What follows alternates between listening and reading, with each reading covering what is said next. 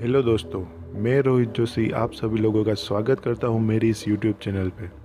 तो दोस्तों, किताबों की दुनिया से तो आप परिचित हो गए ही, लेकिन आज कुछ ऐसी किताबों के बारे में पता चलेगा जो शैतानी दुनिया से ताल्लुक़ रखती है, जिनमें नकारात्मक ऊर्जा भरी पड़ी है और शायद ही आप लोगों ने इन किताबों के बारे में पढ़ा या फिर सुना होगा।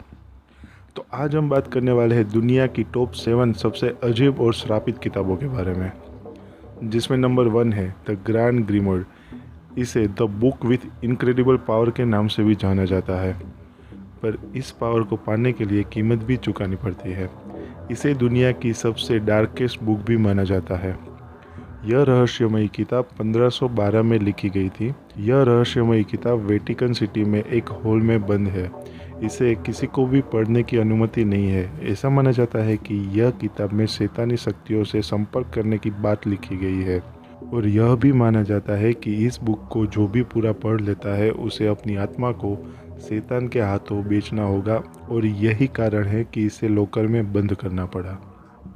Number 2, the book of Abramelin. इस रहस्यमयी किताब को सन 1900 में अंग्रेजी भाषा में अनुवाद किया गया। यह किताब किसी अब्राहम नाम के व्यक्ति ने लिखी थी। यह श्रापित और रहस्यमयी किताबों में से एक मानी जाती है। यह किताब अब्राहम नाम के व्यक्ति ने इजिप्ट में एक जादूगर की मदद से लिखी थी। इस जादूगर ने कई सीक्रेट ऑफ मेथड बताया, इस दुनिया की बियॉन्ड शैतानी शक्तियों को बताया। तो अब्राहम ने उन सभी नेगेटिव एनर्जी को इस बुक में लिख डाला।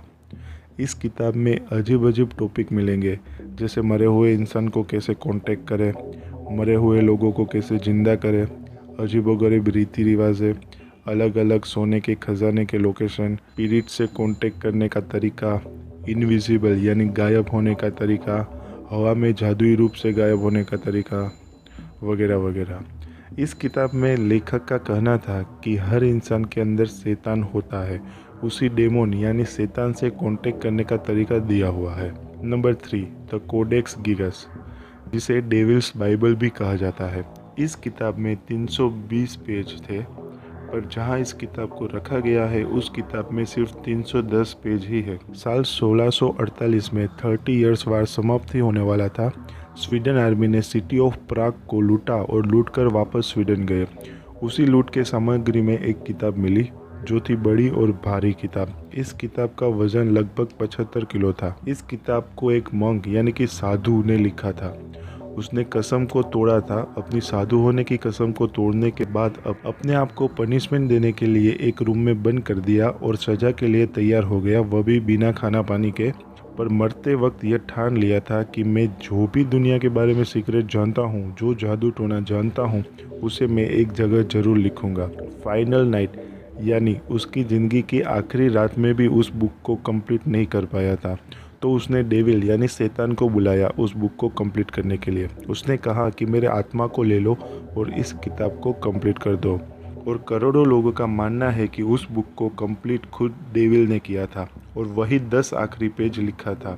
फिर बाद में किसी ने उस पेज को चुरा लिया। वह सीक्रेट नॉलेज किसके पास है किसी को पता नहीं है। वह उस नॉलेज का इस्तेमाल सही कर रहे हैं या गलत, वो भी पता नहीं है।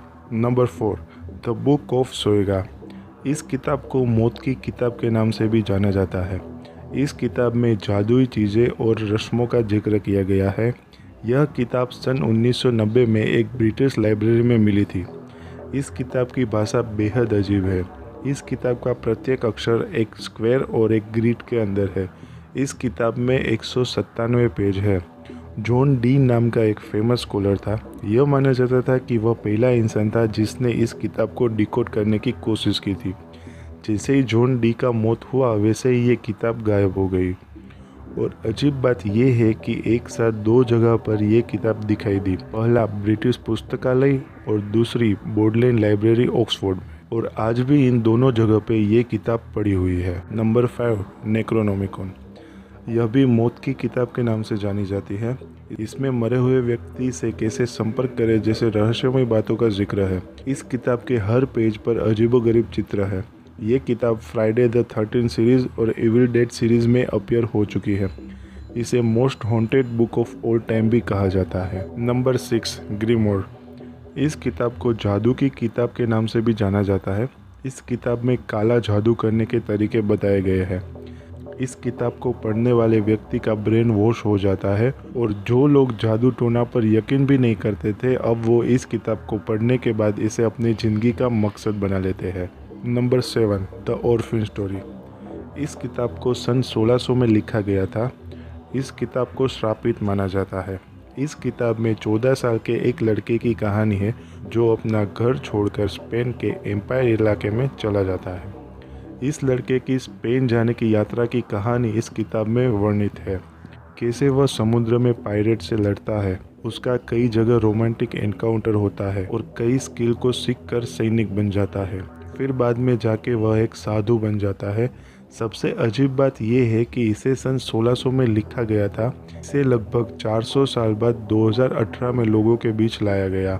इस किताब में एक सामान्य कहानी है लेकिन फिर भी इसे श्रापित माना जाता है। पिछले 400 सालों में जो भी व्यक्ति इसे प्रकाशित कराने की कोशिश करता था वो किसी दुर्घटना में किताब के पब्लिश होने से पहले मर जाता था।